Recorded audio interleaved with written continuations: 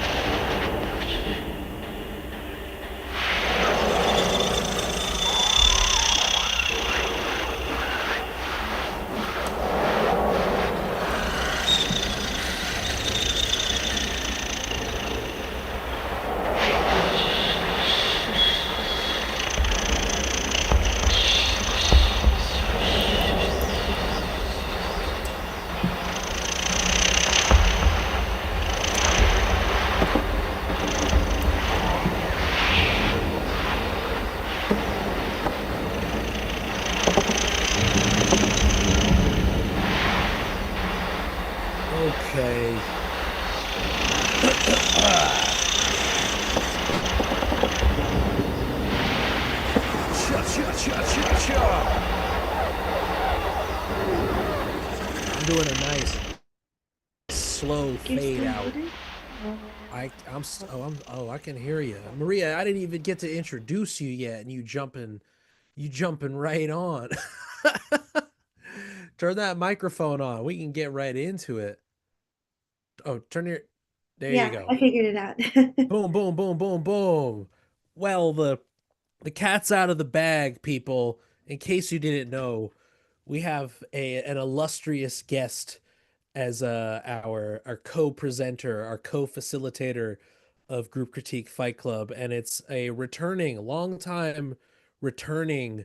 Exactly. Put him up, fisticuffs. It's a returning facilitator. We have with us today a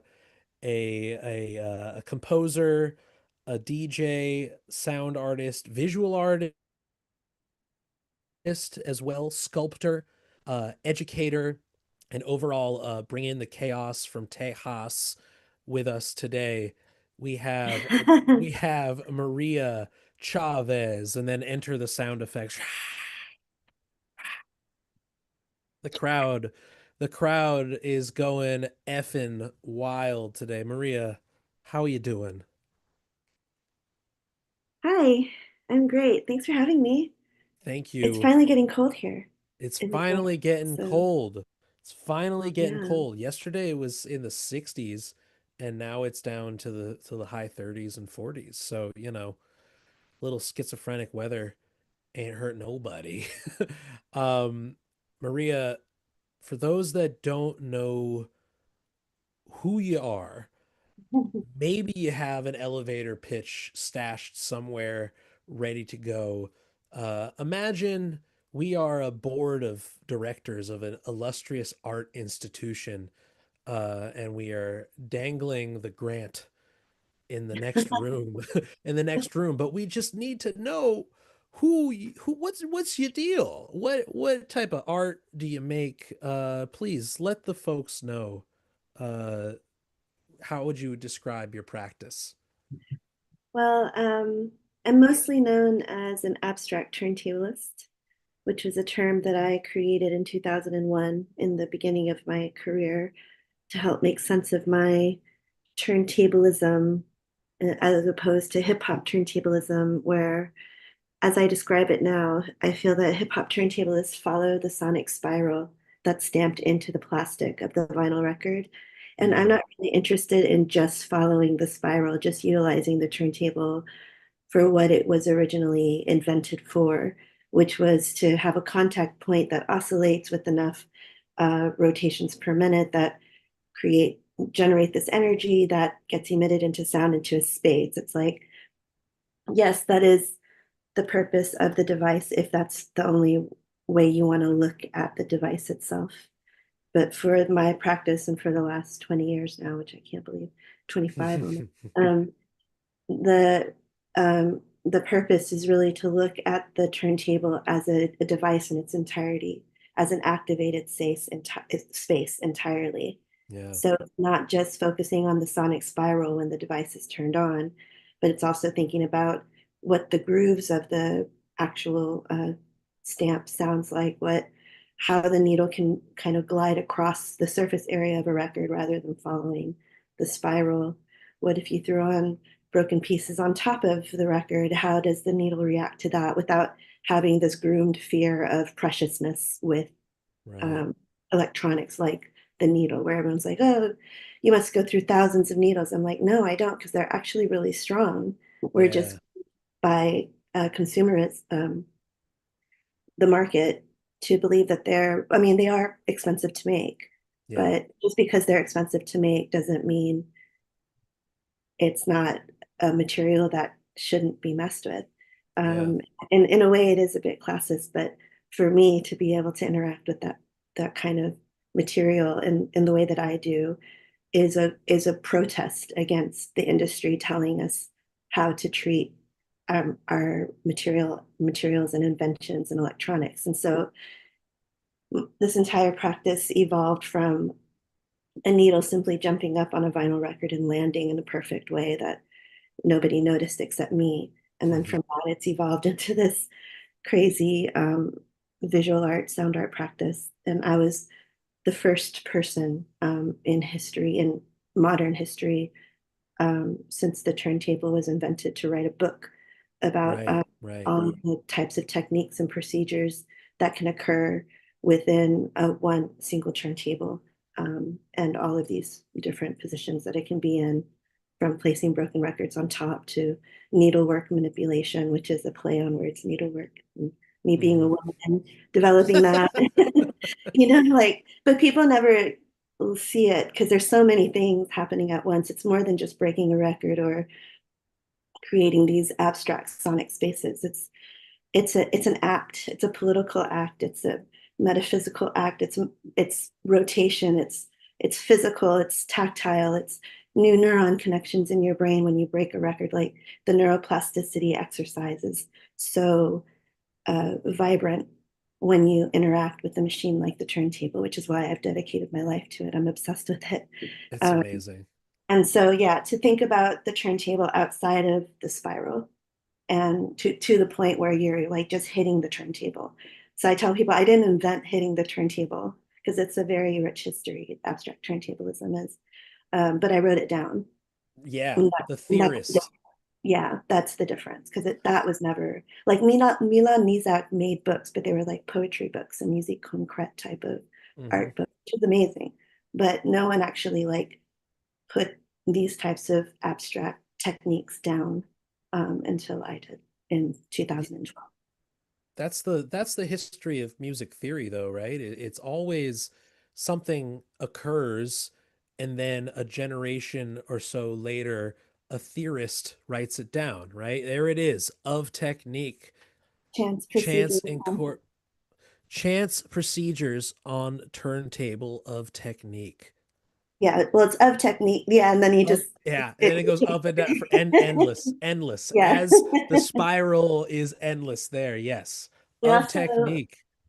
we also designed it with a hole in the center, and we drilled a hole. And then for one of my solo exhibitions, we performed it for 4 months I love with it. the book with the needle reacting to this, and it burned it. It made a beautiful burn mark, Wow.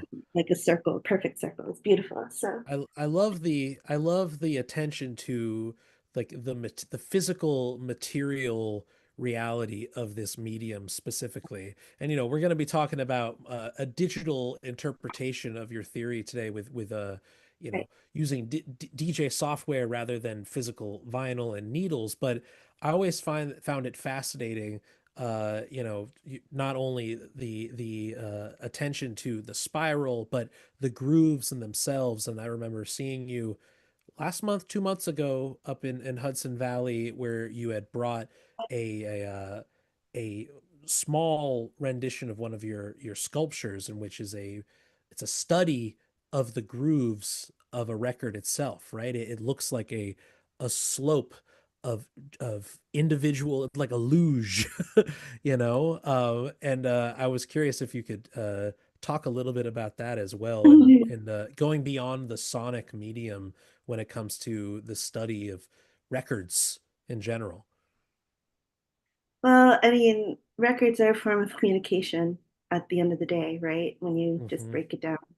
Um, and as I was recovering from my brain surgery stuff, I was realizing the whole time that I've been a sculptor because the needle was the chisel and the subtraction material was the vinyl record. But my sculptures were so small.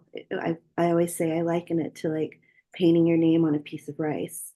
So the general public couldn't really see the chiseling, and even the chiseling of the sculpture is very modern abstract. It's not narrative where it's supposed to look like something, so it's still very much in this approach of like the 50s onwards when it came to like ideals of how objects being presented outside of narrative ideals like of form of human form.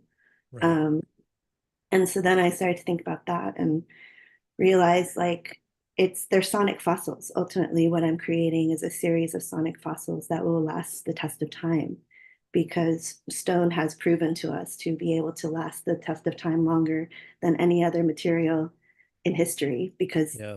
I mean, look at the new Great Pyramid in Egypt right now that just opened up. Like those stone statues, those obelisks are well over 15, like 10,000 years old. Like it's Yeah.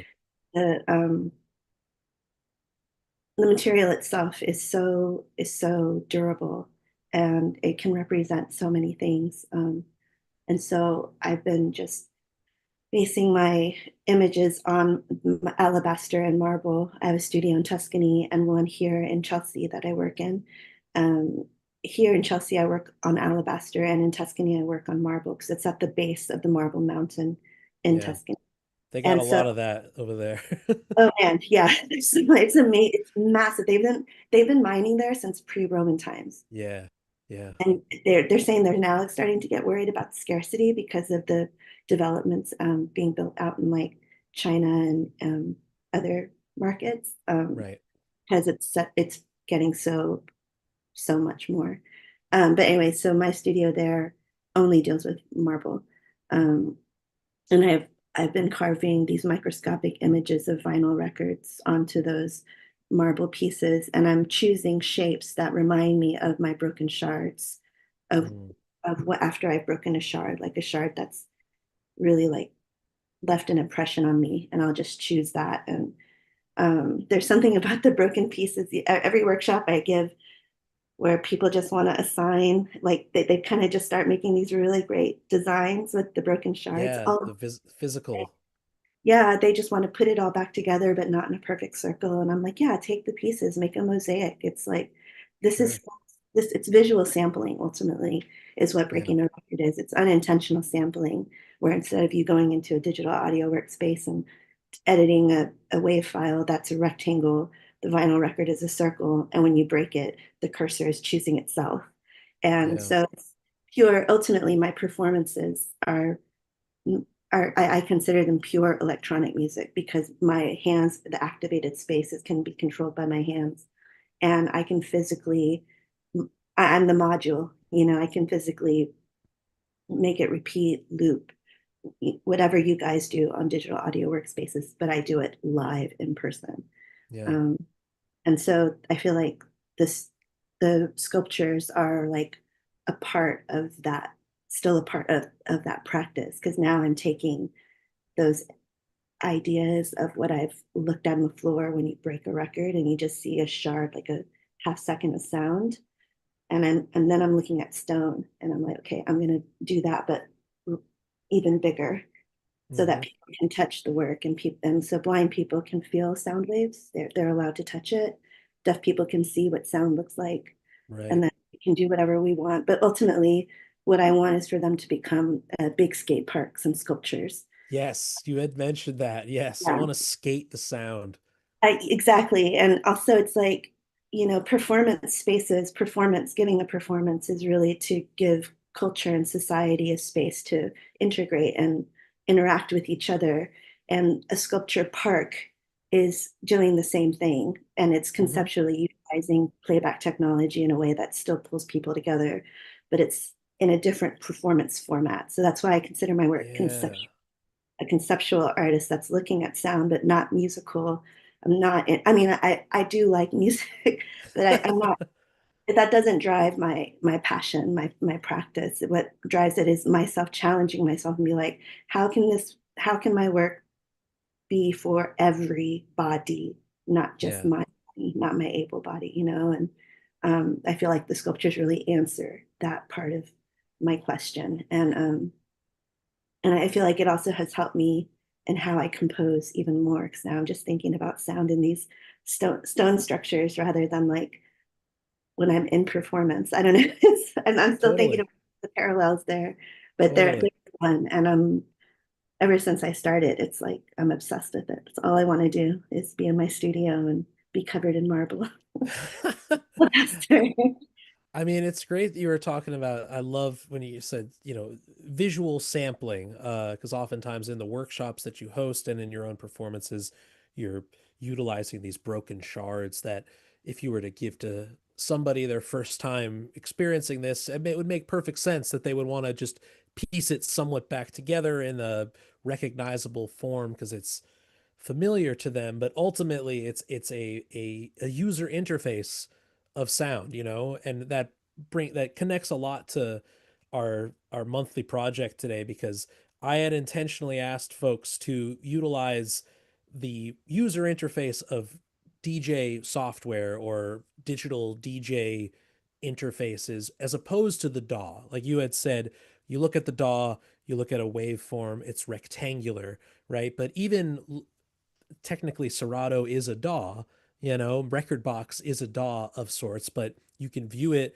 not It only as still a wave represents sound in that way, but as a ticker form, as a that ticker just form, exactly, but then it's also the inherentness of there being two potential uh sounds that the inherentness of mixing rather than playing through something singular, at least in what we'd expect of a DJ. And it's sort of, it brings out a a different thought process compared to, at least in my experience, compared to viewing it in the DAW. And I would imagine taking the idea of sampling, right, where I'm viewing visual samples via shards of records versus individual audio files, I'm going to approach the process of sampling, even in a repetitive rotary sense, completely differently than if it were in the box.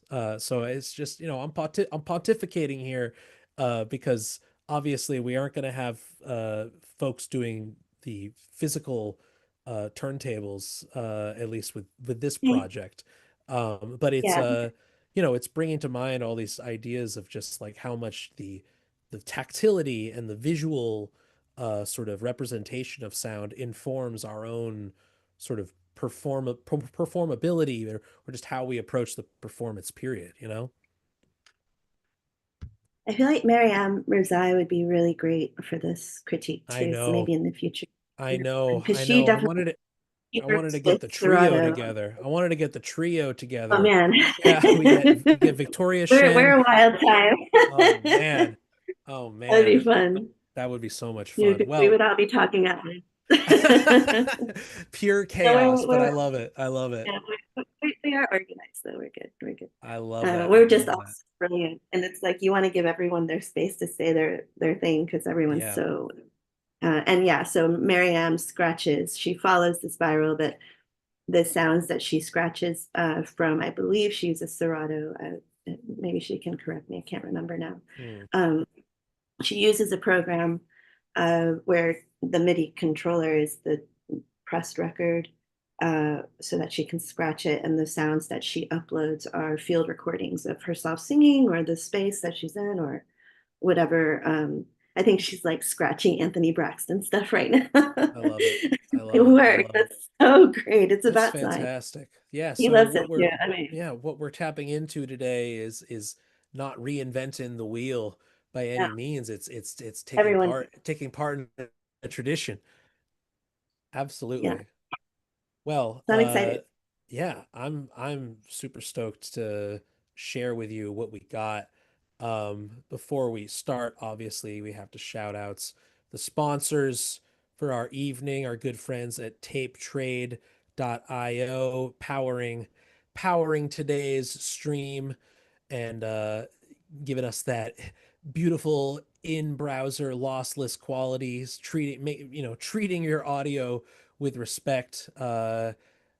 We will put a link in the description for anybody looking to get a subscription to Tape Trade, get the first 2 weeks totally free. Try it out. Big shout outs to the team at tapetrade.io for supporting us. And so I believe we have five. Yeah, we don't have any more submissions in the Discord. Okay, good, good, good.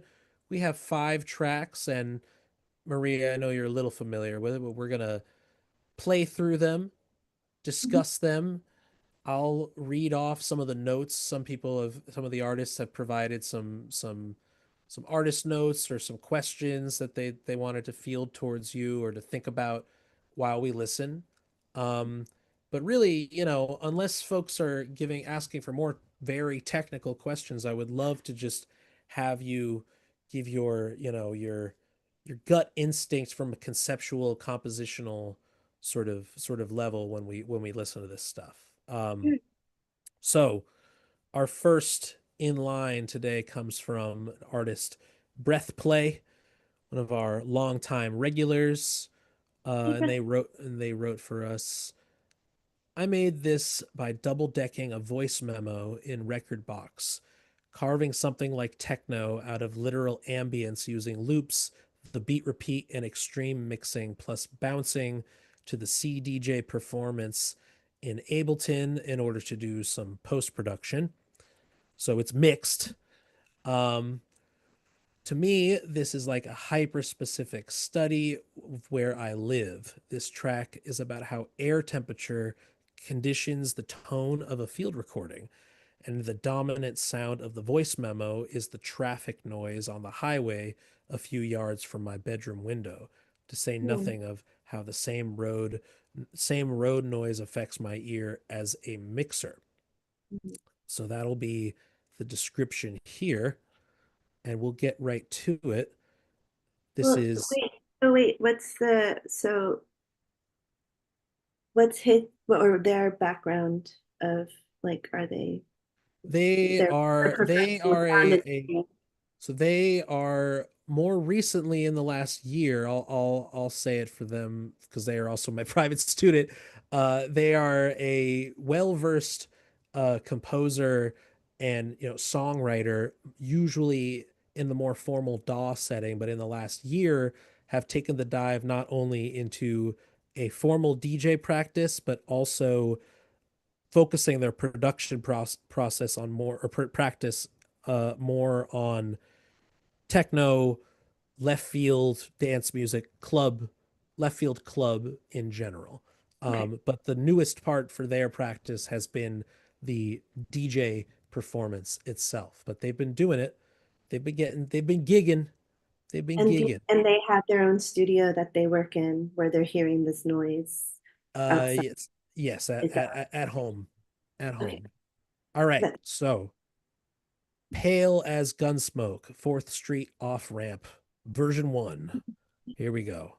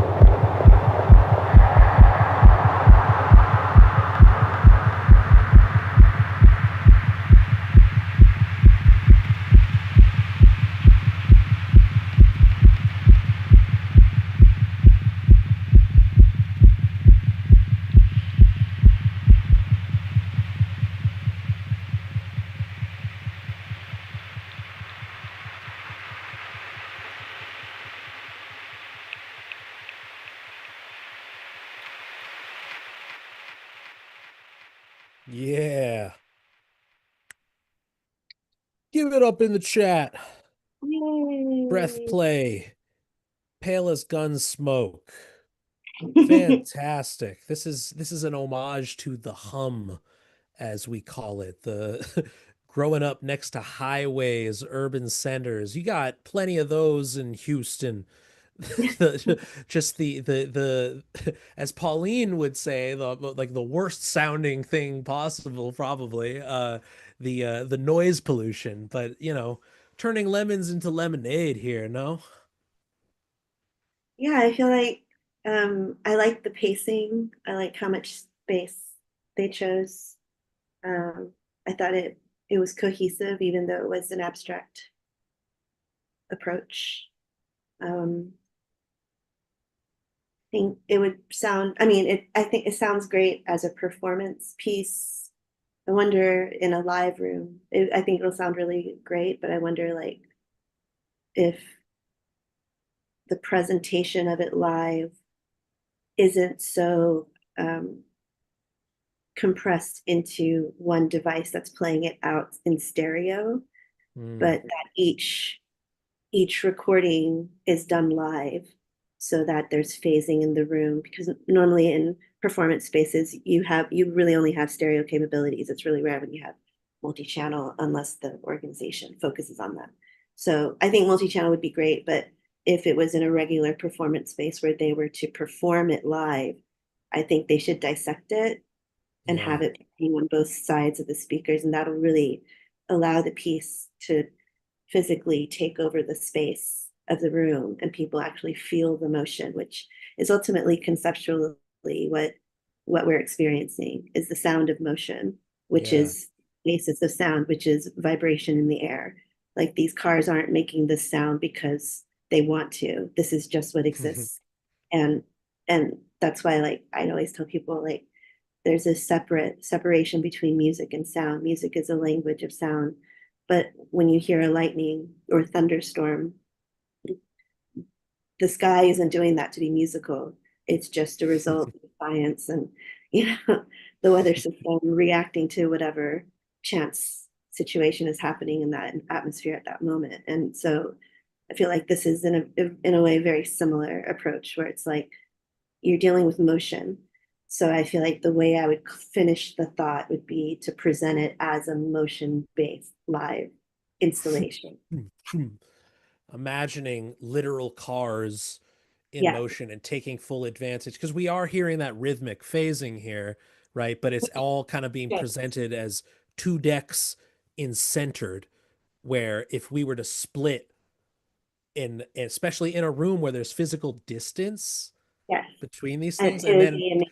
But even in a small room, it would work too. yeah, Then yeah, then you really feel it. Whereas when you're in yeah, a big room, you'll sense it more, which is I think that just comes from being worked performing for thousands of venues all over the world for like 20 plus years. For me, it's like that just comes as part of whenever I'm right. listening to anything, it's like how would they present this? Is this can this idea be completed beyond just a recording on a that plays back, you know? Yeah, yeah. No, I really enjoy that idea of like that's just part of the consideration for you now when making a work is not only like concept and execution in the studio, but now like the spatialized final version of it is the like it's like the mastering process. Like this is the final step that has to happen, right? How does it live in real life? Yeah. You can work in your room all day, but it doesn't really hit and it doesn't make sense until it's out in the world. And like I think we talked about it one of the times that you were presenting me for something where I talked about my hypermemory installations, Hmm. where I presented it was like a Black Lives Matter installation I did for Erstwhile Records, like during the pandemic, where I just went to all the protests in my area and recorded all the applause. And it's a series that I've had since like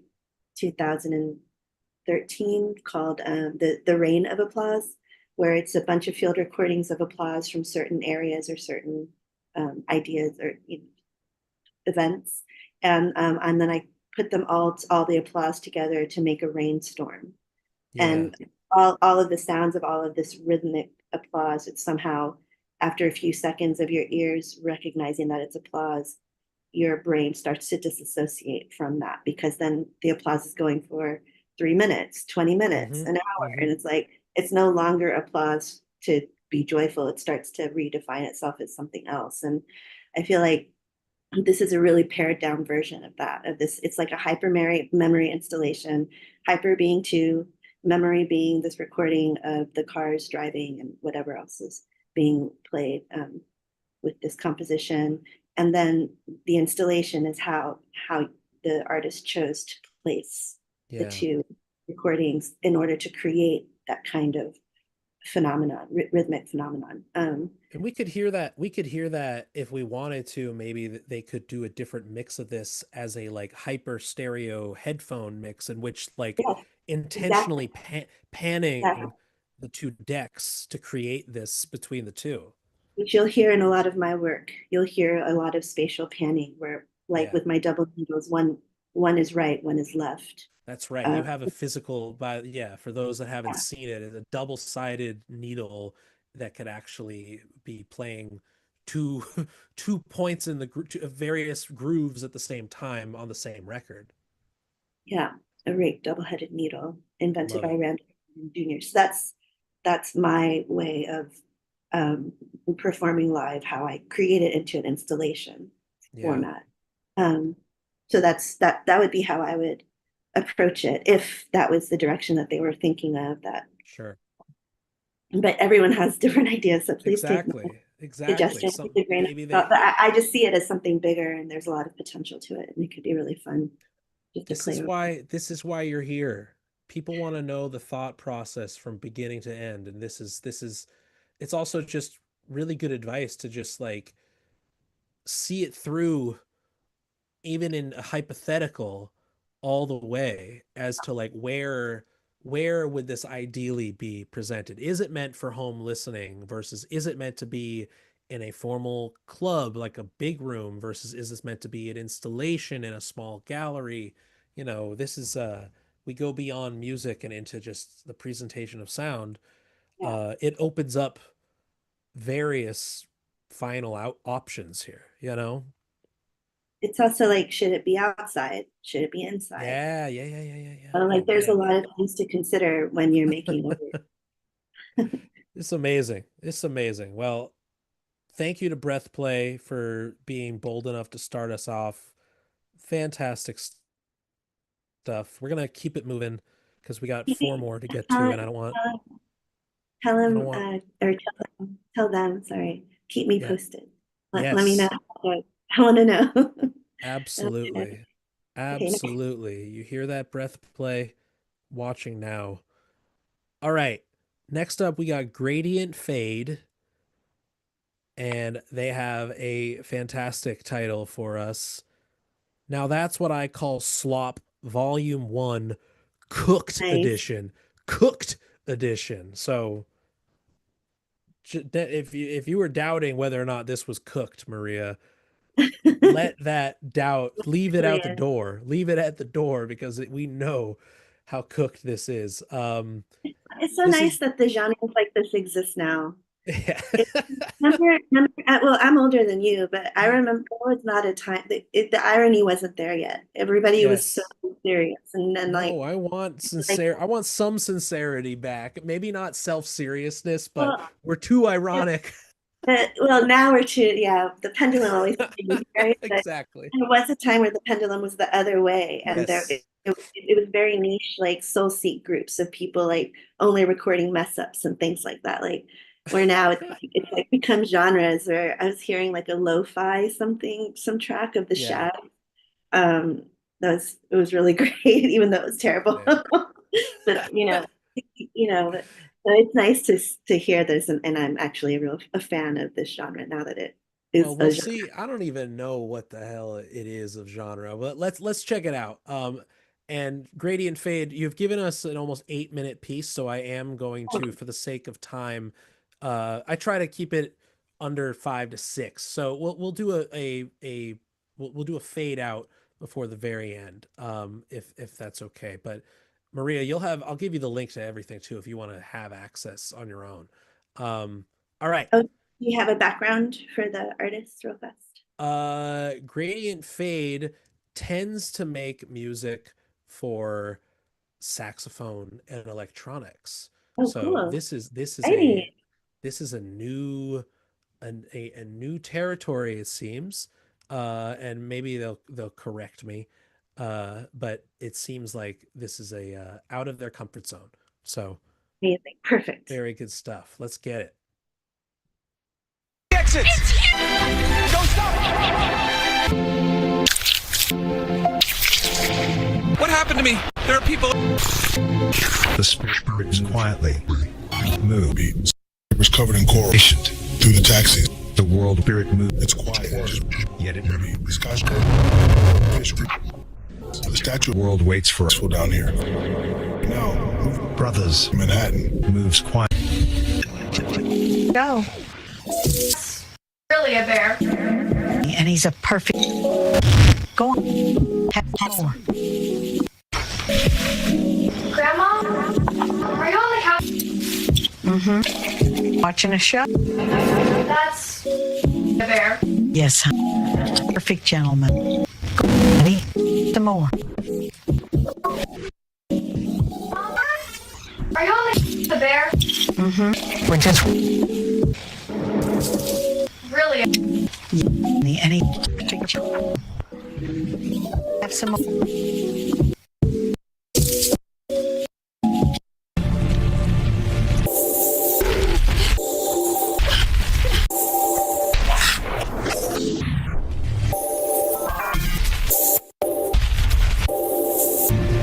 Bamboo clock.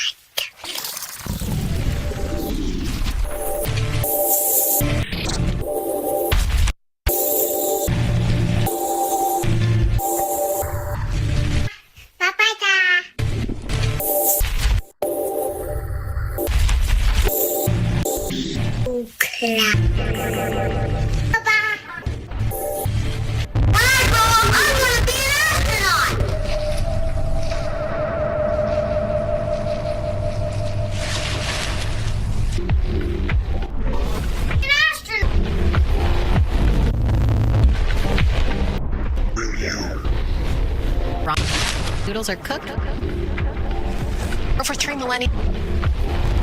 Springy and surprising. Mend them. The wrappings are falling away. Just like yarn. Blanket, soft. Damage what's left. Then Blankets and mend a noodles. the wrappings are falling away. I wish I could. Now old. To repair what's left. Your time. Yeah, I'm Aaron. All right, eyes forward.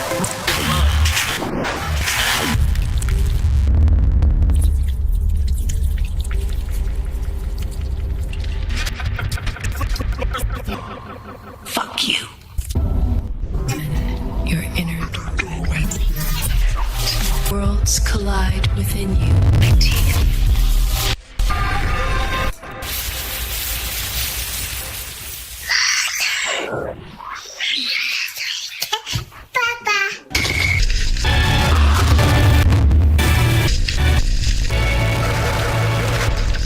See what you generate.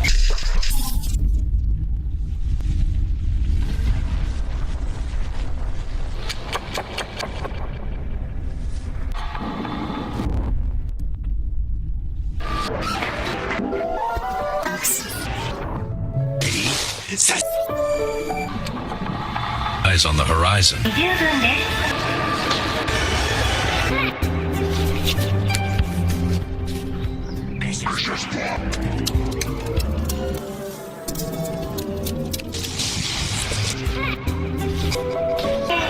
Horizon. All right, angle looks good. Maybe a little more.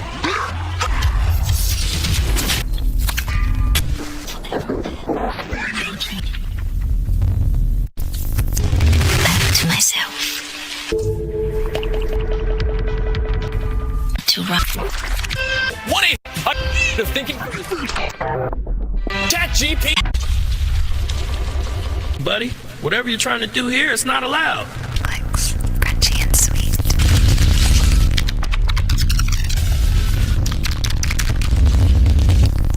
Lost. Sugary clicks. If we find what's buried down here.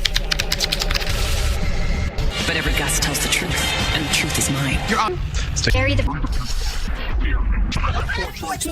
Public domain.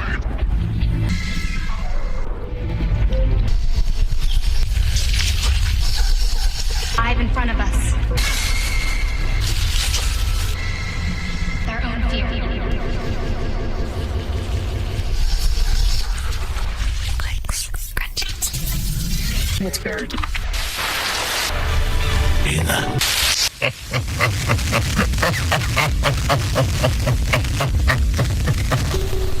Funny the way you tell the story. Shall we give them a shot?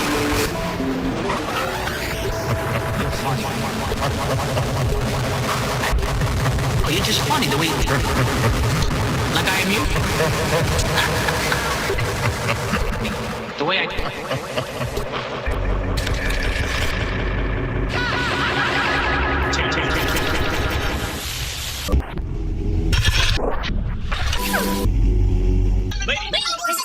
The new I'm retainer. Standing. On the decoy! Get out there. For now, we're gonna cut it there for now. Give it up for Gradient Fade, party people. I am very much enjoying this, and I have to read to you, Maria, someone wrote in the chat, Breathplay wrote in the chat, I love/hate that this is so abstract, but it describes a shared feeling we all have. And I think that that's a wonderful descriptor here for sort of encapsulating the audio culture of the contemporary internet, which is, I know, very much what they're invoking here by using the very loaded term slop, which, you know, I feel like we've driven that term into the ground at this point, but we know what it is when we see it. It's poignant. No, I don't know how well versed. It's also how DJing is now. Like it's actually very current. Yeah. In the way that we scroll and we're just listening to snippets of whatever until we're drawn in for more than a few seconds, and then we go back out. And I've been calling it the future of DJing. Like that's what DJing is going to sound like. And for now, like when I listen to other people scrolling on their phones in this way, I think when I was out in Houston, I had an Uber driver, and she didn't have a radio on. I just heard her scrolling through her phone while she was driving. Oh my God. It was like 40 minutes. But I loved it. It was amazing. It was like like her whole algorithm was about like, businesswoman empowerment and all this stuff. It was that perfect rhythm where it was just like these beautiful snippets. I'm like, well, that was musique concrète, but now it's creeped into our world where it's how media just plays itself out. And now our sound artworks and our compositions are going to be inspired by this just naturally as evolution, human evolution. And so that's what I heard when I heard this was just this is how we listen to things now. And also just the type of samples that were used for check this. You're gonna love this. This is a unique means of performance here. From the artists themselves. They used Sora, the OpenAI video slop generator app. They used the Sora For You page, the scrolling mechanism that it comes on, as its own DJ software /source. They used their finger on the touchpad, sharpened to a stylus, and then lightly chopped, and then cooked it live with plugins, doing some manual tweaking as the mixing, sort of a live dub of this software using their finger. So talk about the physicality. It's not technically DJ software, but it's getting to this physicality of the medium that you often talk about. Only the medium in this case, the source here is the slop factory on steroids. It's great. No, I really appreciate all of the manipulations too. I wanted to know what did they leave, like what their technology was, or Well, it was on the phone or on the tablet, on the touchpad, and directly then live audio into the DAW. So kind of having more like a live dub with the DAW as the console of effects versus their hand which on the DAW was touch it? screen. Sorry? Which DAW was it? Was that so I'm assuming it's Ableton. I'll let Gradient Fade answer the question as to which DAW they're using for the live cooking. yeah, 'cause it Um, always depends. The DAW depends on how the pacing of a piece can also be, which is always yeah. really Yeah, they wrote Ableton. So Ableton. live Okay. effects in Ableton and the And was it stylus, divided? Did it, or was it just one play that they and all then one on top? performance, all Okay, one performance. beautiful. Staying true to the improvised. And I mean, like you said, it's musique concrète. I was thinking Cajun. This feels very orthodox from a tape music perspective. It's just that Cage went out and got the sounds of birds and people talking and trains and all these things. And here, here, this is like what Breathplay also wrote. How I'm proud to say comprehensive. this is the most AI content I've ever been exposed to at one time. And I also can attest to that. I don't think I've heard as much AI Sora sound up until this point, and probably you as well. No, Yeah, for sure. But in a way, I feel a little violated now.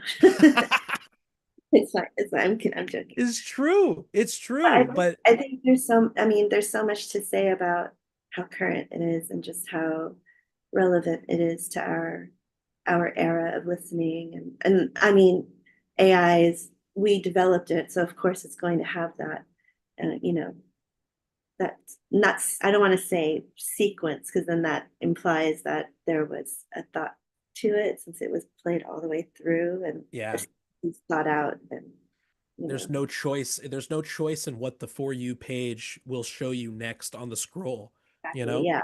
Yeah. Um, Entirely linear, not chance based, but algorithmic based algorithmic, process. which is becoming like 21st century chance in a It way. is. It And I is. think we have to adapt chance procedures to that type Hmm. of process too. So I think there's a lot.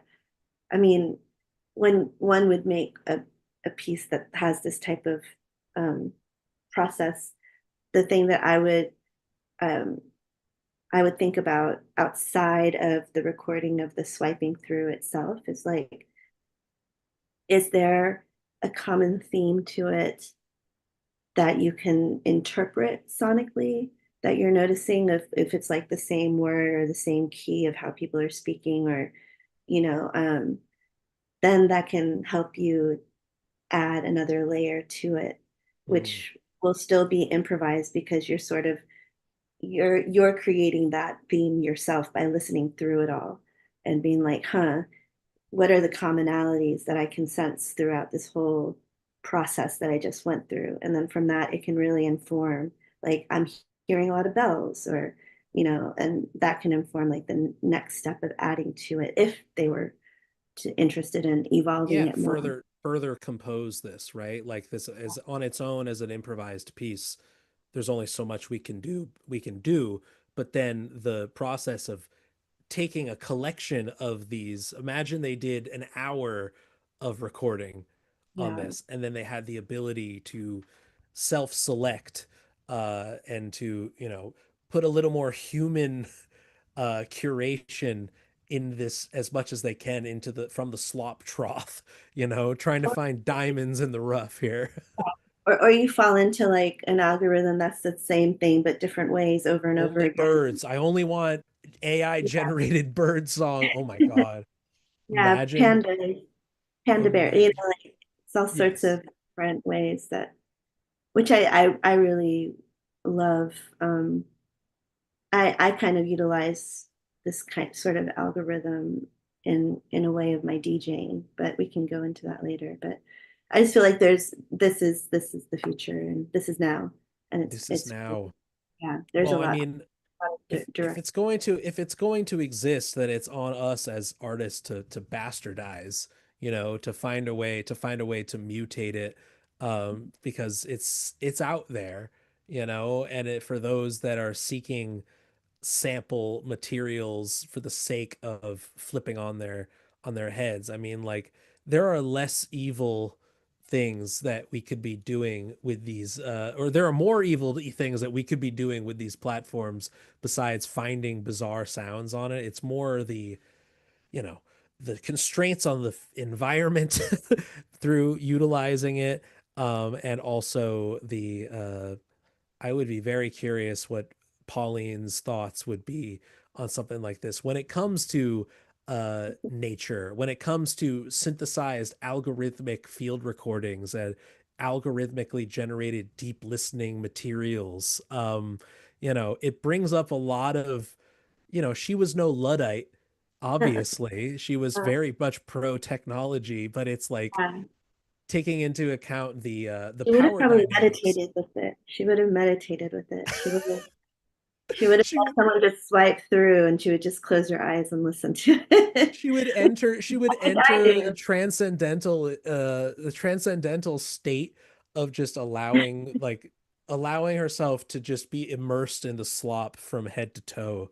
She would And probably mess with the algorithm too. I mean, she still lives in Second Life. She's still out there. she is out there. That's They never oh turned her man. off, so she's still alive. Yes, for those Um, that don't know, Pauline Oliveros was an avid OG Second Life user and honestly revolutionary and very much prophetic in seeing the importance of remote performance apparatuses because she would host concerts within the Second Life virtual space, um, years, if not decades, before even the concept of Travis Scott in Fortnite existed, yeah, she was the one that did the first tele concert. Yes, it The was 90s. sponsored by like NASA, right? Well, that was to send sound to the moon. That was in the Ah, 80s. word. It was a Oh, that different was one. okay. This was the first before Zoom in the 90s, where you had telephones with screens on the telephone. Yes, yes, yes, Call yes. a line and then you would leave the phone off the receiver and then you would perform. Perform there. Oh Yeah. man, So it was this very, is yeah, she's just ahead of her time. Anyway, ahead of her yeah, time. And for those, again, we didn't even get into your introduction to Pauline, but two Texans just hanging out, there's a making lot of good tunes. Texans. There's a There's a lot of good lot of Houstonians. weird Texans. A lot of good Houstonians. I'm like really proud of where I'm from. But anyway, Yeah, no, for I real, love for that real. last one. Yeah, no, Congratulations. I have more to pick your brain on that out off the air. I'm considering the Deep Listening Institute program for my own practice and Oh, teaching practice. But amazing. At I would RPI. yes, at RPI, I'm very close by. So, but we'll talk because I got ideas and questions. But we got to Yeah, move on. We got to yeah. move on to our next Yeah. presenter for today. We have with us now Mikita, and they've written us a little note.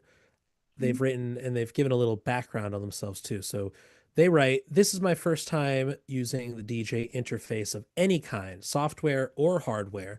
So the track is mostly the result of trying all the knobs and buttons and figuring out what they do. Apparently, some do reverb and echo, which I just couldn't get enough of. So it sounds like they're tapping into like the preset layout of the controller with the software and the effects that are the default effects that are built in. Sounds used are frogs in my neighborhood pond, forests, birds, and empty beer cans. And they have a questions for Maria and Max and the group.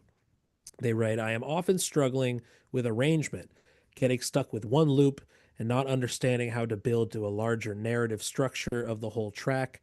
It's especially difficult with abstract material like this in this exercise, where it's not easy to fall back to any genre conventions. Would appreciate any advice what I can try and read, watch, and do, and use an example of inspiration. This is good. They're talking about specifically what I call like the curse of the DAW, which is getting stuck in loop mode and Mhm. losing sight of the macro structure of the composition. It's not. This is something we've all fallen victim to it, especially using Ableton. I think that there's a lot to be said about falling victim to simply a loop and not taking it a step further into a composition. So let's listen to it, and with that in mind, as to they feel a little insecure as to expanding from a loop into a fuller composition, and if we find a way via our hearing to guide them. Sounds good. All right, so this is DJ Concrete by Makita. Let's get it.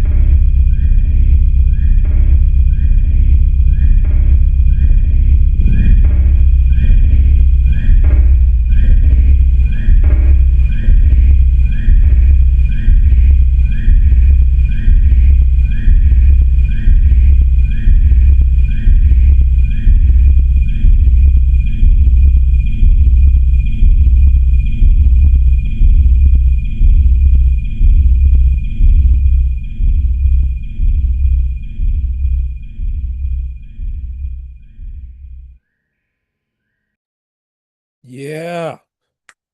All right. Give it up for Makita with their Ah. track DJ Concrete. I mean, I don't know about you, but I mean, I feel like the ethos of this piece is its minimalism. Like we're utilizing concrete sounds, but ultimately fitting a structure, a framework that any any real club person would feel right at home in. It's not strictly German minimal club. It's more of a dub techno variety, Mm. and it's sort of true form of utilizing the delay and the feedback and still maintaining a minimalist sound palette here. I don't know if you're feeling like if this was to go somewhere else, potentially where would it go? Because I'm finding the merit in being lulled, disassociating, like you had said, hearing a repetitive sound over and over again. The crowd noise eventually becomes something else open to interpretation. The bird song to me is doing the same thing. I'm hearing the whistle. I don't know. How do you feel? Well, I think to answer the original question, it seems like they're putting a lot of pressure on themselves Yeah. to evolve in a vast Right. ocean quickly. And it's like, how do I get out of this? Because I'm in it right now. And my reply would just be like, lean into it. Lean into it. Lean Everybody into the loops relax. until you, yeah, you lean into the loops until you're tired of it. Yeah. You're tired of it, you'll find the next part of composing that you have an affinity for that you don't know about yet, but it will evolve if you just lean more into the loop. Or whatever you feel you're doing too much of might actually be chance telling you like follow Mm, me here. And then if you fall into that, maybe something else will pop up. And there isn't a real linear structure when it comes to learning how to compose and make these kinds of work. And it's also like, what kind of work do you want to be in a club setting forever? Do you want it to evolve like how I've been discussing these other pieces, and more outside of music industry structure? Like, how do you want these final ideas of yours, regardless of whether you just made it or will make it in 20 years? Like, how do you want them to be seen and heard, yeah. like once you get to the general public? And so for me, I thought the loops were smart. I'm glad that it was short. I feel like there's something to that for now because it was a first piece. And so I could see it in an album that shows a progression from track one, which is the very first one, and it's 2 minutes, to who knows, track 20, going to be like an hour, Yeah. which would be dope, it would be so cool if that artist wants to lean into what Right. they think they're doing too much of, Yeah. if they're able to hear me and listen to my suggestion. But some people Yeah, don't want. yeah, they'll be listening after. I don't think they're live with us now, so they won't have Yeah, a response to the chat. But I this is agree. I agree. It's everyone. like compositional intentionality, right? Like what if you were to be working with, because they could be making concrete for the sake of fixed media audio as a standalone work, not meant to be danced to, not meant to be played in a club. But my gut instinct is telling me to lay into this for the sake of dancing, like strictly Neanderthal. I am grooving to this, whether or not we meant for there to be a kick drum in that whoosh at the beginning, we have it, Mhm. and lay into that would be my gut reaction to this. And to show themselves some mercy because we have heartbeats. Yeah, right. It's human. This is human music. This is why techno and dance music and music in general is so vital to humanity.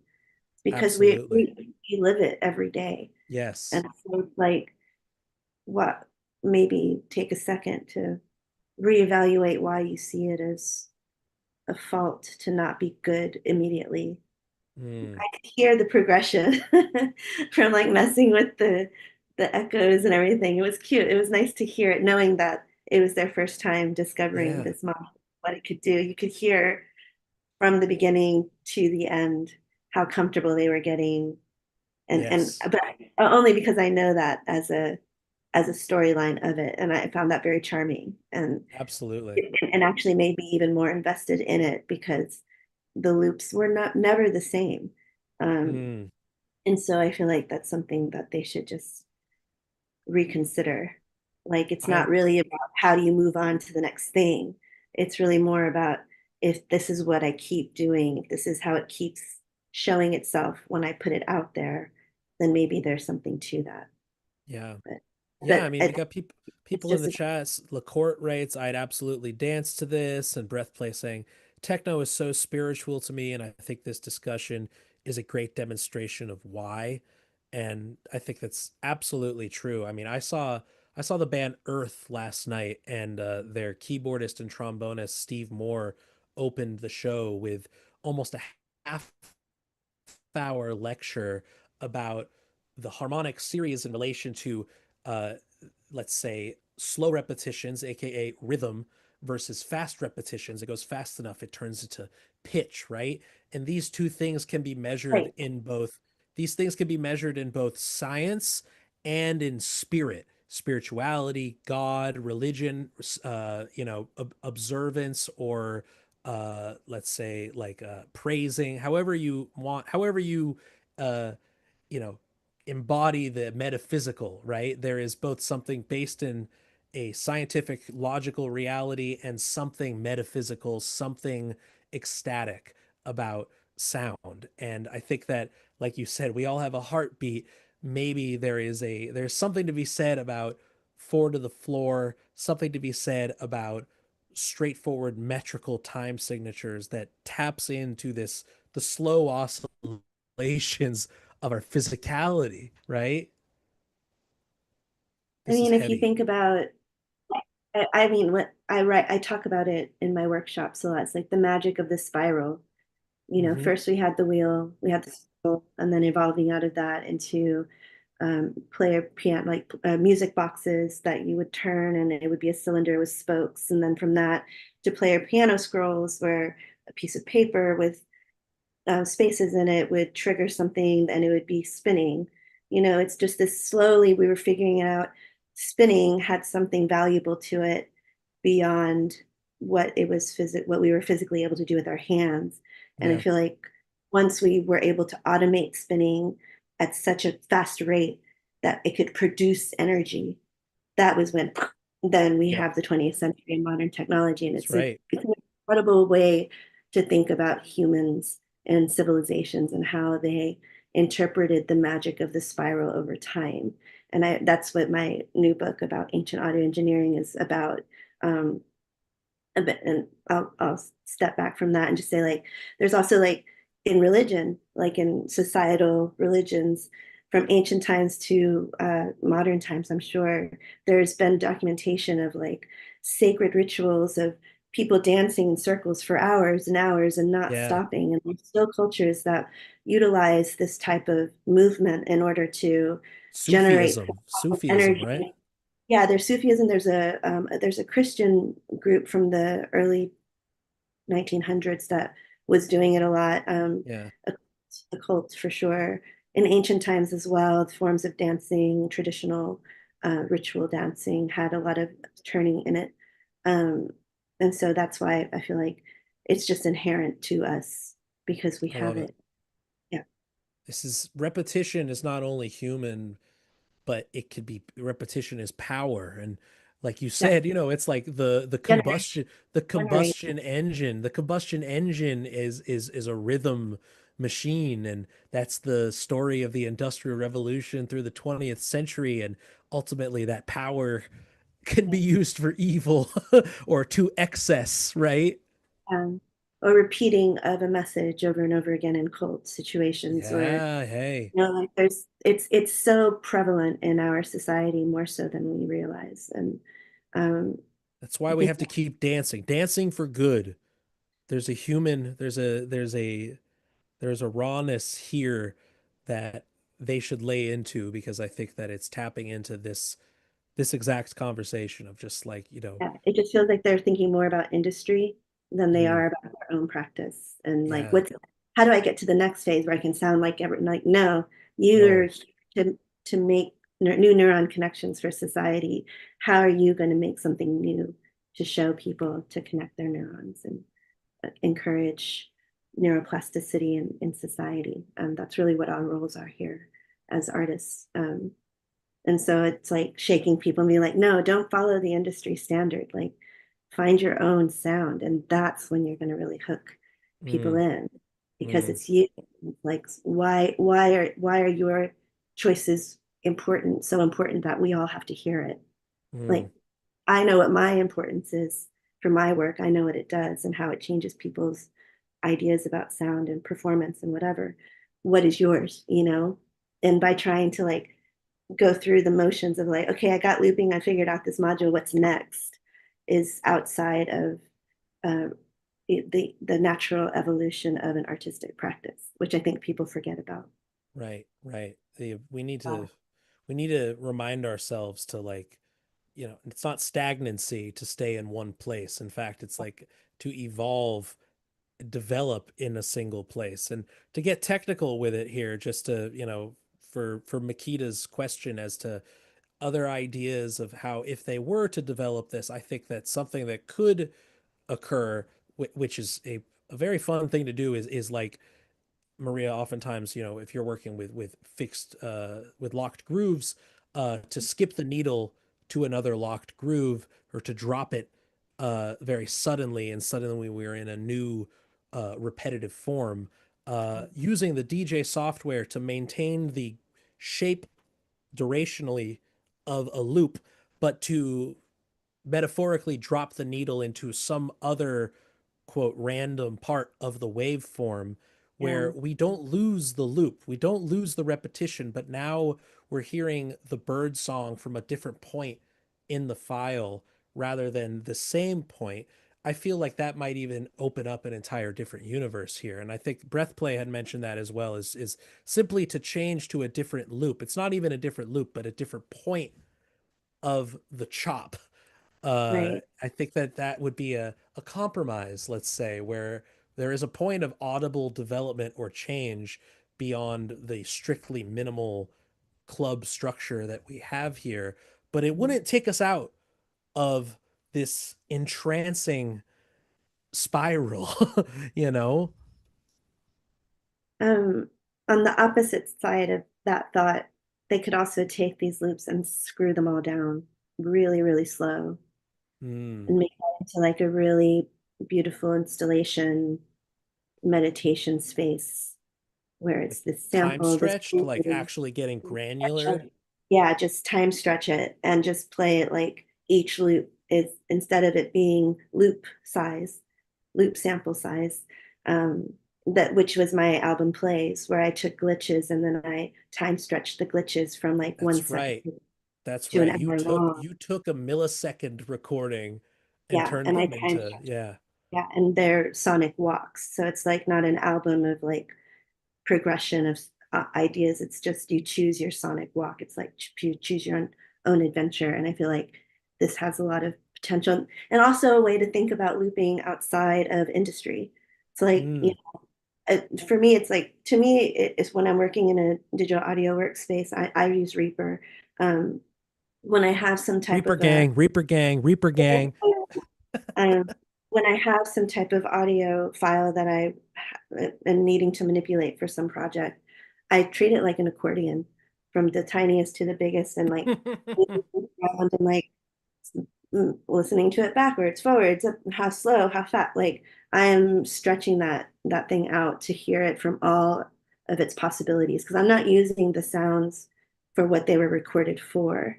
I'm using them as sonic sources for complete or for creating a new idea out of it. It's a source now. It's no Yeah. longer the final thought. And um, I think that's something that this artist, Nikita, can also think about with this piece. This doesn't have to be a finalized piece either. This could be a sound source for something else where they do it again. Now it's another version, and maybe they can layer the two sessions together or and find like more random rhythms that, you know, depending on what their goal is and what they're wanting in their practice. But um, yeah, I think the sky is the limit. It's really up to them what they're There's a hoping whole for. universe out there. And it's so exciting. I miss that era. I'm like, oh, yeah. But The world is I your still get it. oyster. Get it a lot. But yeah. All right. Let's keep it moving. Let's keep it moving and grooving. We got a track from Keith, Untitled by Keith. They have written focused on transitioning between mechanical and natural sounds, textures, and samples, created with 4 decks within Record Box. And Keith is a has some experience as a DJ playing straightforwardly dance music, as well as producing their own works. Most I tend to be on the rhythmic side, so I'm curious from Keith's perspective if they've taken leaps into more abstract territories or if this is the first time. Maybe they'll let us know, but let's hear it. Untitled by Keith.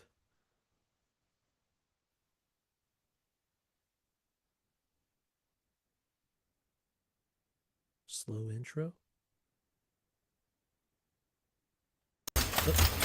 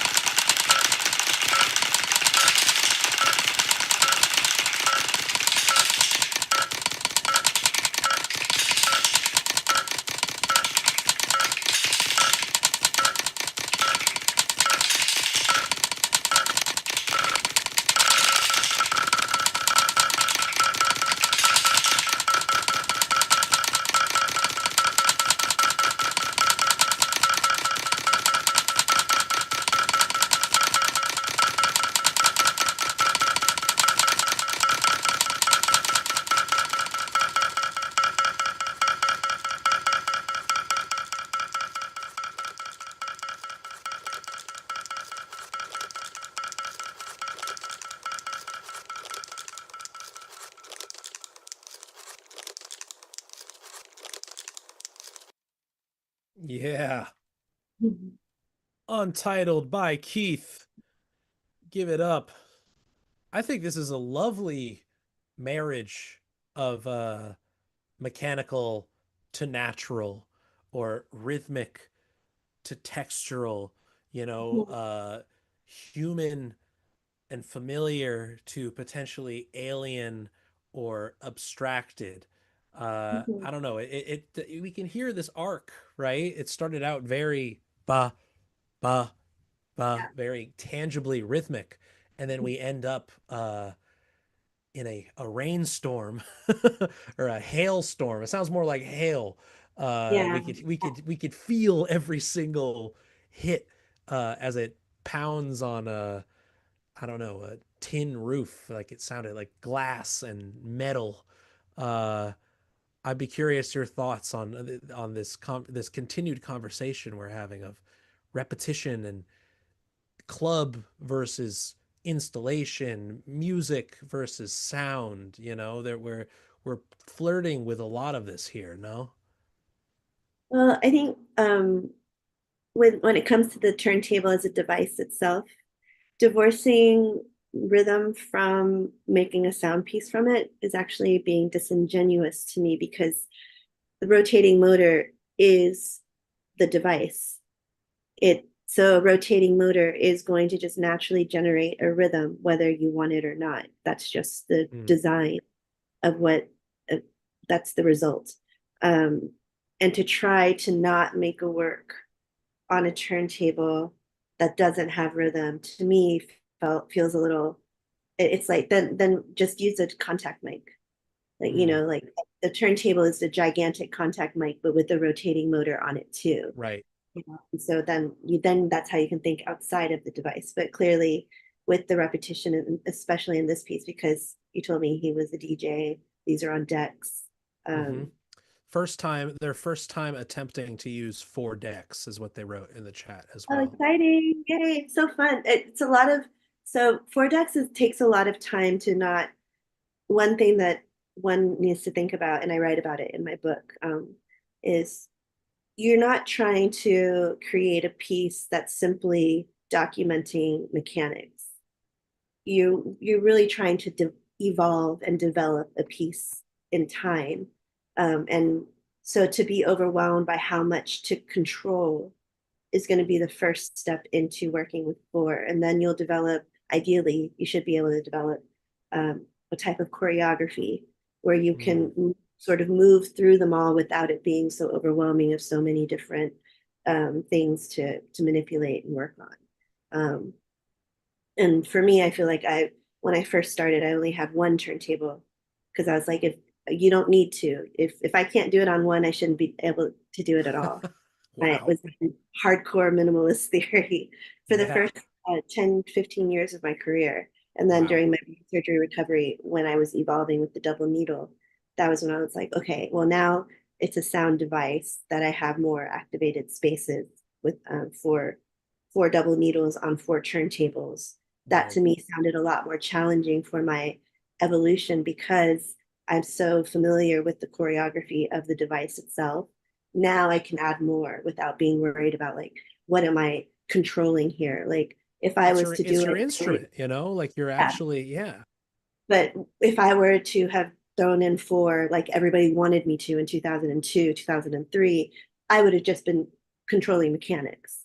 I wouldn't Right. have been actually like creating, developing a piece. And so that's really the first thing is like getting so comfortable with the device itself and then adding more. So it's exciting that they're adding more in this way. And yeah, having four just it's going to take a lot of time. Um, but once you get the choreography down, it actually just gives again pure electronic music. But now you have four modules, and you're Yeah. managing four modules instead of the two like what regular DJ culture tells people they require in order to mix one track into another. But then there's like Eric, DJ Bone, who's got one turntable, three CDJs, and he's mixing all the tracks all at once to make a new song that Mm-hmm. you can Shazam because he's doing it live. And Mm-hmm. there's just so many different DJs that once they get to this level of familiarity with their devices, then it really becomes a song and a choreography that's very loose, like very easy to sort of fall into. And so that'll be an exciting moment for them when they get there. And I think I could hear it, but I also like it's also like what their goal is. Do they want to get more experimental? Are they just trying to like add more devices but still be in a musical setting? Like, what's their or a what's new their drive, you know? challenge. Yeah. But I don't know which direction they're trying to go, so I can give them suggestions from both directions, Um, Absolutely. I think watching Absolutely. videos of DJ Bone actually would be really, really helpful for them. Who DJ Eric- who? DJ Bone, DJ B-O-N-E. Bone, Bone. Yeah, Eric, Okay. Eric. He's a fucking badass. Hell Just yeah. watching one of his DJ sets is like a master's class in DJing. I mean, Fantastic. Jeff Mills level, but very much more Detroit by hand, Mm, multiple classes at once. mm. Um, and I feel like if they want to expand in the world of like more turntables, but still playing in clubs and making repetition for people to move to, I would watch some DJ Bone stuff and start to really Hell yeah. Hell yeah. bigger. This is also reminding me a lot of they wrote definitely interested in continuing down this direction. Very much appreciate the feedback. There we go.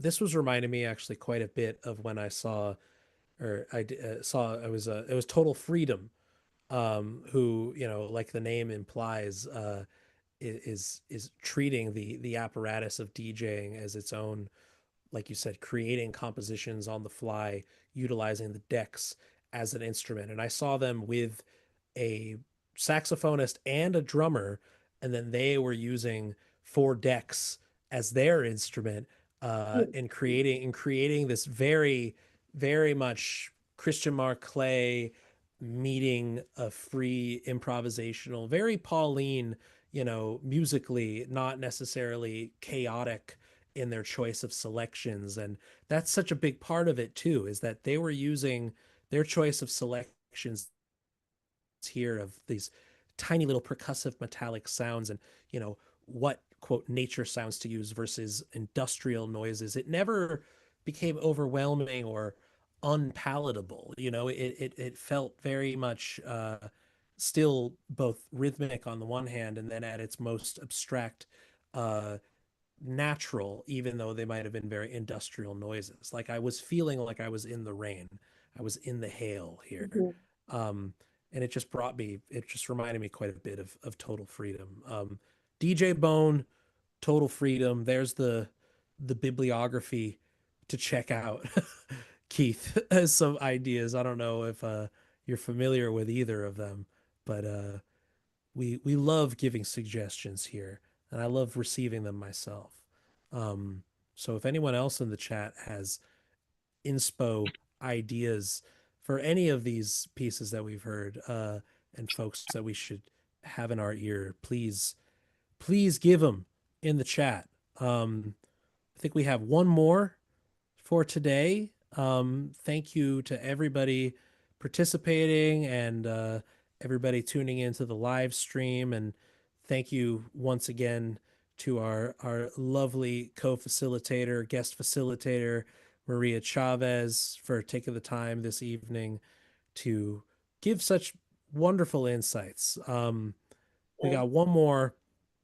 This is from Jeff. This is Jeff Found Sound 01, and they wrote for us. This was a speed run, skimming and choosing a handful of random voice memos, installing the free version of Virtual DJ, and recording a couple of takes between 6:15 and 6:45 p.m. today. We got it right. This was a private student of mine who I put a gun to their head and said, "I want you to do something for Maria." So this is what this is It's what we perfect. have. But This is perfect. this is someone who is a multi instrumentalist and has much experience in the club music side of things, as well as being a drummer themselves. Sure. So Okay. I'm less sure about their familiarity as a DJ formally, but I know that they have a 909 that Jeff Mills actually borrowed at a show. So So, So special. we Gotta have get some insurance for that. official backline for Jeff Mills. All right. This is other Jeff though, not Jeff Mills. Jeff Found Sound 01. Let's go. At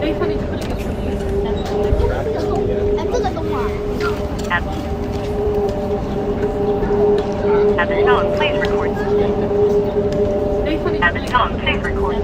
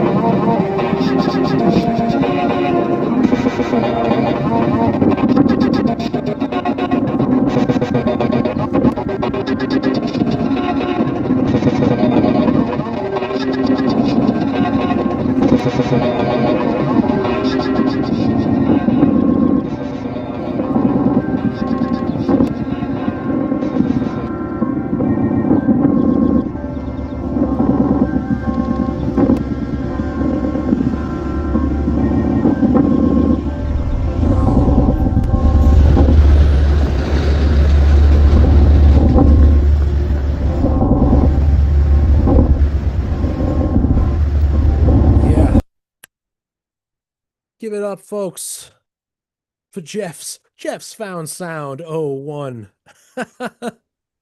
And I love that they had mentioned here that these were collections of voice memos, because even though we were hearing some music, and it was a combination of different categories of sounds, but through the sort of lens or microphone of the phone voice memo, it all kind of brought this very like found sound, like, but found by him, found by hand, like a diary in a sense. Many people use their found the voice memo app on their phones as, you know, field recording apparatus on their day to day. Oh, this is a cool sound. This is a cool thing. This is me talking, reminding myself of something. Here's a song that I heard out in the open that I want to remember to look up later. It's a very personal sort of archive here, and to me, this felt very personal, despite it being a last minute sort of presentation of their archive. It was still their personal archive, you know? Yeah, I felt like in a way, the way that they approached it by just doing it last minute, that spontaneity too is also totally up my alley. For me, I'm so anti-intention. When I think about an idea for too long, I'm like, I got to forget about this. I need to go where chance wants me to go, not like where, my ego and my intention wants to go. And I feel like, in a way, field recordings are so intimate, when it comes from your own personal life, that will never repeat it again. It will never be looped, but you can loop it after. which makes it so valuable and such a why my hypermemory installations are focused on field recordings, hypermemory, memory being the field recording, the sonic snapshot of time. Like that to me is, there's something so romantic about it. And I love the approach of just like going talk through about it. that in the Huh? Talk about that in relation to the essay that you just shared. I just posted the link for everybody in the chat as well. The sound artist's breakdown of field recording over history. Because I know that not only in your own turntablism work, but you have also in formal, let's say, tape music and electroacoustic composition have utilized quite a bit of field recording in your own work. No? Yeah, so this was a sort of a breakdown from one conceptual sound artist point of view, my own, of how I see the history of field recording reflected in civilizations throughout time. And so it's broken up into eras and was really inspired by this article by Le Guin, or Ursula Le Guin. It was Ursula Le Guin, an essay that she wrote about the bucket being the ultimate technology that saved humanity and allowed it to survive, because it was able, without a bucket, you couldn't collect food, you couldn't collect water. And so the bucket, you really pushed evolution forward, along with other early technologies like the wheel and pulley system and things like that. So I sort of started the conceptual theory of field recording from that position, and started with era 1, which was ancient civilizations, era 2, which was more into like traditional composition of like the 1600s, Baroque times and things, and then going into modern technologies at era 3, where now it went from having a device where you could record sound in front of you immediately was a very like classist position to be in. You really didn't get to have access to technology like that until closer to the 21st century for the general public. So now that we have these devices where we can just record wherever we want, wherever we are, beyond surveillance culture, which we won't go into that today. Not today. We totally could fall into that as well, but I was discussing how, because of that, field recording has become more involved in pop music and showing itself in pop music. And I use the example of Sam Cooke sitting on the dock of the bay, and the seagulls that were used in the beginning of that song as a major pop song that charted for years and is still considered an iconic American song to this day. Like, to use a field recording as an introduction was also a commentary on how accessible field recordings were slowly starting to become to general public, to society, outside of academia, who would normally have access to these devices in the 1900s into after World War II, because they were gigantic machineries, with a big horn, and then you'd have to talk into it and you'd have to carry it around, and not everybody had access to that. And so that's why I sent this article, because that's totally what we're talking about, is the accessibility of being able to record your life, the intimacy of that, and then being able to remix that in parallel to my composition practice of hypermemory installations.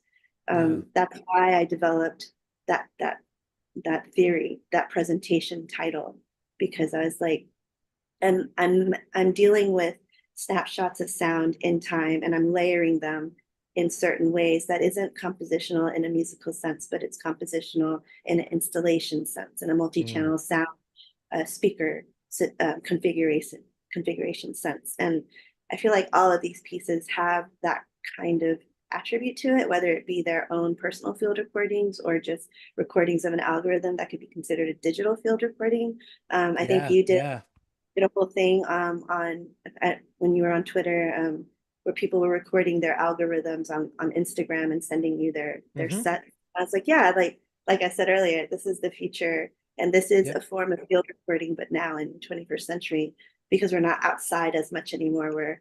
We're in this world here, and that's matters to us more. And so I feel like the intimacy of them not just collecting these sounds that they recorded on their own, but also being so honest with us and telling us that they literally just made it before sending it over. Also very intimate and like really, Yes.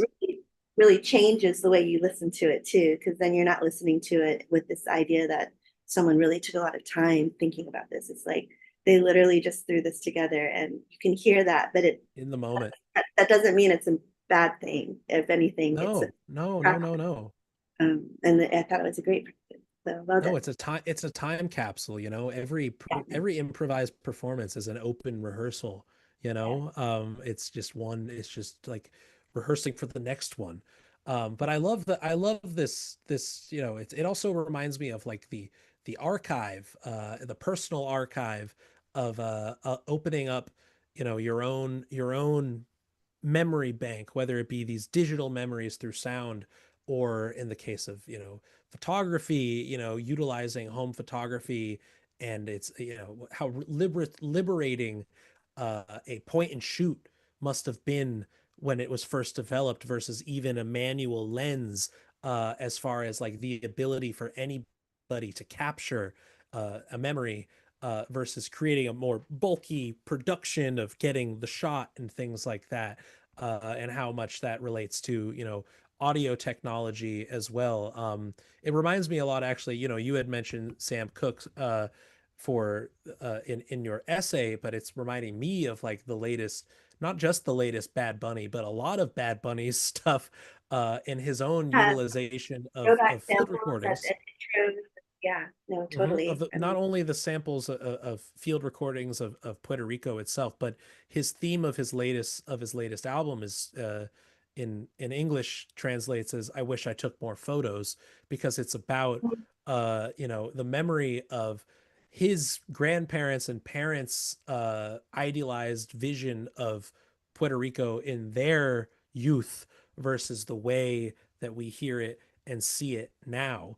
right. And you know, my wife is a visual artist and works very much in the topic of the Puerto Rican archive, both on the familial and the national sort of level. And so when he made that record, we were both just like geeking out, like, the field recordings, the memories, all these things.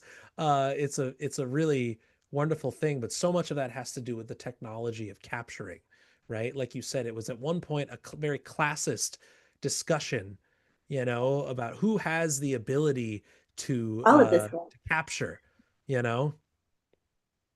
who has access, Yeah. who gets to have access to experiment with this. It was normally people in universities that had Mm-hmm. access. They had research projects that advanced electronic music to what we have today, but it was still a very exclusive club Yeah. of people of a certain demographic, Suit and tie stuff, you know. except for Pauline and maybe some other like Wendy Carlos and other people that um, where their passion was able to drive them through and participate on the research and evolution side. Um, but I think they're outside of like the intimacy of the recordings itself. It's like the golden record that's out in space right now, and like these general field recordings that were sent into space about what Earth sounded like, or the environment series that you can find on cassette or on vinyl Mm-hmm. from the 60s and 70s of like it's supposed to help you fall asleep, but it's kind of hard to fall asleep when you have to flip the record over, and one Yeah. type of record can only be fit about 20 minutes on it. Yeah. So the cassette version is actually better because they can fit more time, more tape onto it, which playback technology has that control of how long a song can be because of the shape of it and what it can allow, which is a whole other conversation. But there was in part of my hypermemory installations too, where I did it for I think experimental sound studios back in Mm-hmm. days too. I'm thinking a lot about COVID stuff I did. So weird. I know. But I called it a nature walk that would never exist in real life. And I took my 4 turntables, 4 double needles, and all of the records were only folkways and environment records that I collected over time. And so they had a lot of scratches on them too. I call it the secret language of chance. The way the surface area of a record is so fragile, but it captures every single moment that it goes through. And and Yeah. exist. And then you're witnessing it as a result that's supposed to sound bad, but I find it really romantic too. Because then it's like you're sifting through sound to find the original sound in the sound spiral. But anyway, all of the records are like monsoon season in India, sunrise in Pennsylvania, all of these different types of records of, ocean waves and whales, and I always cityscapes as well, and trying to create a nature walk that will never exist in real life. And it was all of these different locations being played at once, and that created a new nature walk that we will never be able to experience in real life, but that I can actually perform live with my setup.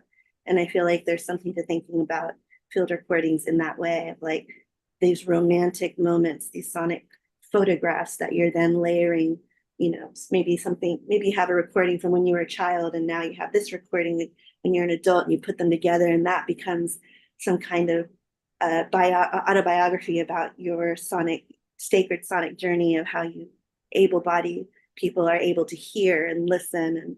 And I always tell you, the body hears, the mind listens, Pauline Oliveira's quote. I feel like field recording is such a right area of thinking about that. Like the body hears. So sometimes if you're listening to something that's long durational, you're not listening to it. You're just allowing your body to sense it and your ears to hear it. Unless you're really trying to focus on it and do some like meditation or deep listening.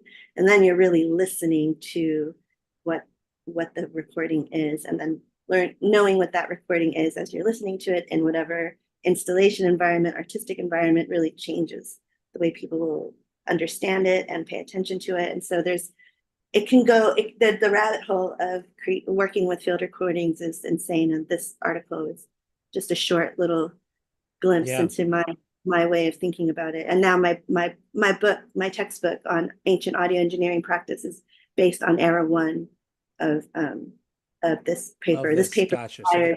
inspired the This text. This is the beginning of a formal book project. Yes, that I'm working on right now. Fan-fucking-tastic. We're doing a whole lot of hearing, but are we doing any listening? I'm paraphrasing the Pauline quote here, but it's always a good question to ask ourselves. There's no right answer either. Some pieces can be for hearing and some pieces can be for listening. And it's just up to you what you want, where you want to sit in that space. And also to Mikita too, I wanted to say, like, when I was saying like leaning into the loop, I'm not saying lean into it forever, like, or like for 2 years or something. It might be that you lean into it for the next week and then you're over it. And then that gets you, like, there's no linear timeline. I meant to say that earlier with that. But yeah, that's fantastic. It's been amazing to listen to all these pieces. It's nice to really nerd out. Oh man, Maria, seriously, this is the first time we've done this on a live stream before, and I couldn't think of anyone better to share this with. Everybody give it up a virtual clap for Maria Chavez. Found this interesting. Oh man, I mean, I sure as shit did. I don't even care about them. This is for me. Purely selfish reasons. Everybody, I will post a link. Is Of Technique back in stock? I can send you the Bandcamp. It's only as a PDF now. Okay. Waiting to find a publisher to republish it, to re-release it, and I'll add a second version of Techniques with Double Needle. So I'm just doing it as a PDF until I get the publishing deal that I want to make it a little bigger and refresh it. Fantastic. I will link everyone to that from your website. Everybody give it up one more time for Maria Chavez. Maria, thank you so much. I hope you have a wonderful week, and I hope everyone else does as well, and continue to hear and listen deeply. So nice to listen.